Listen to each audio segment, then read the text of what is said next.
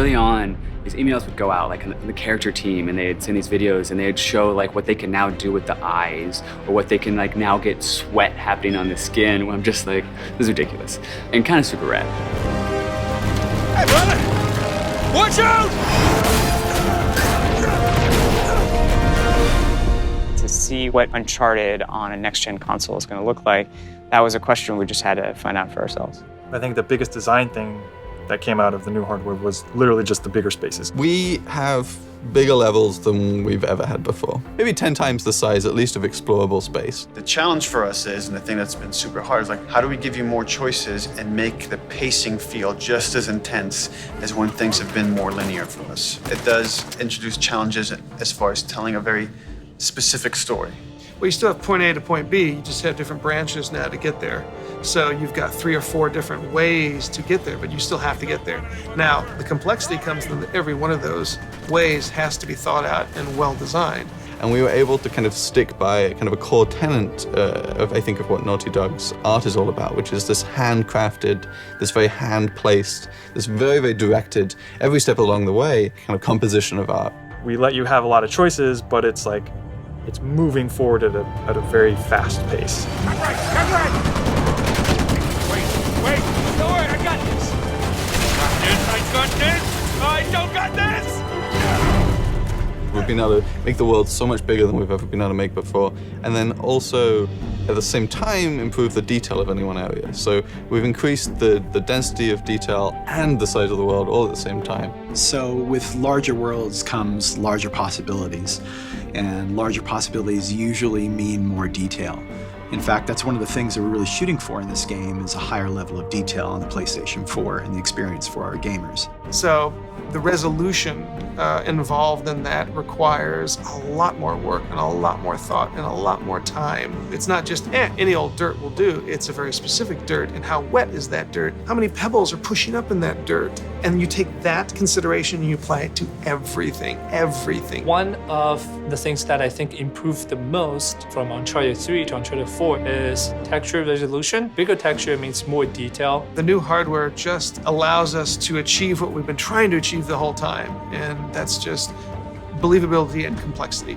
There's a lot of just passion into all these small details that really shines through, and it's because we really empower people who care to make the difference that they want to make. Nathan Drake in-game has at least 11 to 12 outfits, and that's just for Nathan Drake.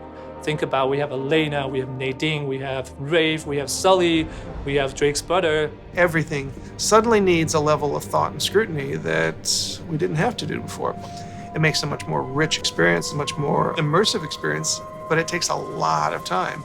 Just the quantity of interactable things in the environment. I mean, we really want our jungles and our environments to feel alive.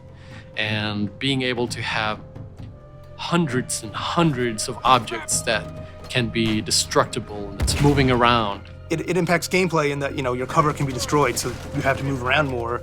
But even outside of that, just seeing all this stuff happening, the screen is so much more alive. The world is much more alive.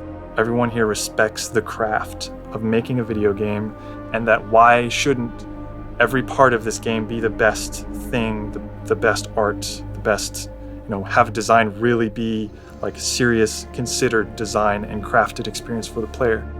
And once that kind of gets into the DNA, it kind of takes over everything. And everybody from the very top to the very bottom, we do have a structure. We're flatter than a lot of places, but we do have a structure. But everybody listens to everybody. And if somebody has a fantastic idea, they're encouraged to just shout it out and people will listen.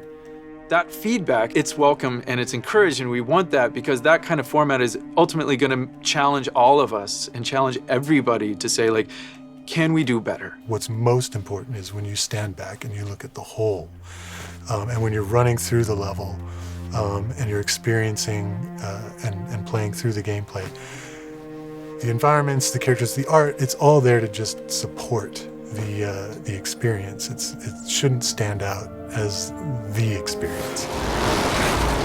Hop on!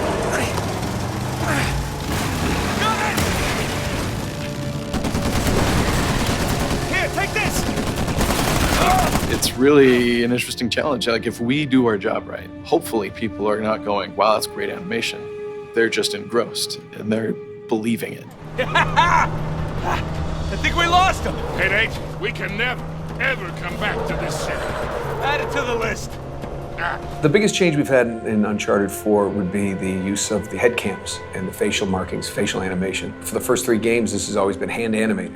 Now we're in a unique situation that we're now capturing those actors' faces and we're getting all the great details that brings in, and then we inject the look and feel that we've come to expect from the characters that we know. Every animator that we hire at Naughty Dog has to be really good with working with motion capture, because a lot of their job will be doing that. But they also have to be a really, really good animator, because when we do need to animate something that we can't capture, it has to look exactly like something that we captured. Yeah, can I help you? Yeah, I'm looking for my little brother. Sam? It's good to see you again, Nathan. God, Sam. Oh, all right. Take it easy. Last gen, you'd actually get a black frame between gameplay and cutscene, which would mean it kind of takes you out of the experience. It's a little tell. Okay, now it's just I'm watching something. So that's been a huge thing that the PlayStation 4 has allowed us to do, that all of our cutscenes are now in-game. What it boils down to is blurring the line between when do we kind of make this a pure cinematic moment that you just sit back and enjoy, versus actually saying, no, we need you right now, do your thing. People don't only want to watch passively a story, they want to be able to participate in it. I think the focus, as always, is what serves the story. And traditionally, and this isn't any different, we try to keep as much of the big action in the hands of the player. So it's not something that you finish something in the game and then get to watch. It's something you get to experience. You reach that point yourself. What we're trying to do is make them richer, make them more playable, give the player more options within those set pieces. So to have like a really interesting combat encounter with a lot of different options and a lot going on within a set piece that's falling apart all around you. The gameplay, the environment, the music, everything is coming together to make you as the player feel like you're Nathan Drake and to feel like you're on this grand adventure.